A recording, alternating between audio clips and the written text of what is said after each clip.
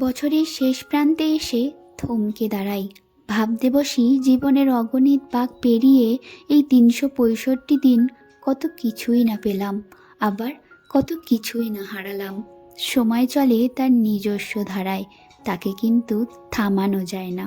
এই চলার পথে রেখে যায় অসংখ্য স্মৃতি, কিছু আনন্দের, কিছু বিষাদের। আনন্দের স্মৃতিগুলো যখন মনে পড়ে তখন মনে হয় জীবন সত্যিই সুন্দর।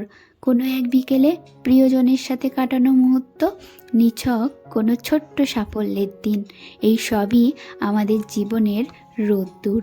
জীবন হলো এমন এক সমুদ্র যেখানে দুঃখ আর আনন্দ ঢেউয়ের মতো আসে। এই বছর আমাদের শিখিয়েছে জীবনের প্রতিটি মুহূর্তকে উপলব্ধি করতে হবে, সুখকে উপভোগ করতে হবে, আর দুঃখ থেকে শিখতে হবে। চলুন আমরা সবাই এবছরের শেষ মুহূর্তগুলোকে স্মরণ করি এবং নতুন বছরের স্বপ্ন সাজাই নতুন উদ্যমে।